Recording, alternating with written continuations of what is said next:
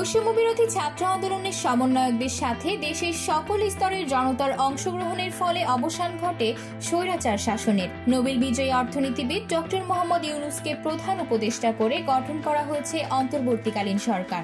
মূলত তার নেতৃত্বে উপদেষ্টারা কাজ করবেন নতুন বাংলাদেশ গড়তে। ইতোমধ্যেই দেশের ছাত্র জনতা কাজ করে যাচ্ছেন রাস্তাঘাট পরিষ্কার, বিভিন্ন দেয়ালে সরকার বিরোধী ও রাজনৈতিক স্লোগানগুলো মুছে মোটিভেশনাল স্পিচ, ইসলামিক ক্যালিওগ্রাফি, অলঙ্করণ ও ট্রাফিক নিয়ন্ত্রণের কাজ। স্বাধীনতা এনেছি, সংস্কারও আনবো, this is new generation made by generation Z. সামাজিক যোগাযোগ মাধ্যমগুলোতে জেনারেশন জেড বা জেনারেশন জি শব্দটি বেশ চোখে পড়ছে। আমরা কি কখনো ভেবে দেখেছি জেনারেশন জেড দিয়ে আসলেই কি বোঝানো হচ্ছে? প্রতিটি প্রজন্মেই আগের প্রজন্ম থেকে এগিয়ে থাকে। 50 দশকের তারুণ্য ছিল রেডিও নির্ভর, কালক্রমে বিটিভি, ভিসিপি, ভিসিআর, শেষ পর্যন্ত কেবল টিভি চ্যানেল। তারা মুঠোফোন ভালো চালাতে জানতেন না। আমাদের তারুণ্যের শুরু বাটন নির্ভর মুঠোফোন দিয়ে।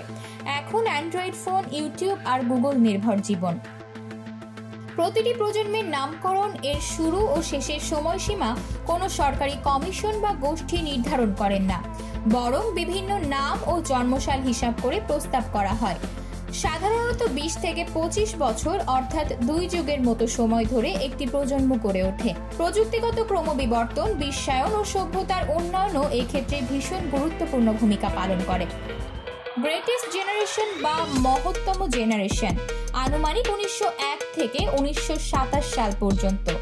সাইলেন্ট জেনারেশন বা নীরব প্রজন্ম, যা আনুমানিক 1928 থেকে 1945 সাল পর্যন্ত।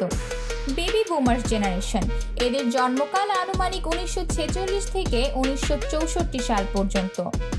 এরপর জেনারেশন এক্স আনুমানিক 1965 থেকে 1980 সাল পর্যন্ত। জেনারেশন ওয়াই বা মিলেনিয়ালস বা সহস্রাব্দ প্রজন্ম, এদের জন্মকাল আনুমানিক 1981 থেকে 1996 সাল পর্যন্ত এবং এদের বর্তমান বয়স 28 থেকে 43 বছর।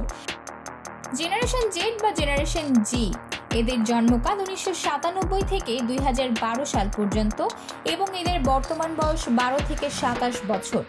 এদের মা বাবারা মূলত জেনারেশন এক্স ও ওয়াই এর সদস্য। জেনারেশন আলফা, এদের জন্মকাল আনুমানিক 2012 থেকে 2024 সাল পর্যন্ত এবং এদের বর্তমান বয়স 0 থেকে 12 বছর। এদের মা বাবারা আবার জেনারেশন ওয়াই বা সহস্রাব্দ প্রজন্মের সদস্য। যদিও আলফা প্রজন্মের শেষ সময় এখনো নির্ধারিত হয়নি, এই প্রজন্ম এখনো শিশু এবং এদের আচরণগত বৈশিষ্ট্য ও পরিসংখ্যান এখনো সর্বব্যাপী প্রকাশিত নয়। কাজেই বলা যাচ্ছে না যে এই সময়কাল শেষ হবে কত সালে।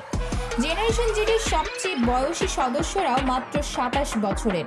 এই প্রজন্মের সদস্যদের দৃঢ়ভাবে প্রতিষ্ঠিত হতে বেশ কিছুটা সময় লাগতে পারে, তবে ইতিহাস বলে এদের হাত ধরেই আসবে নতুন পৃথিবী।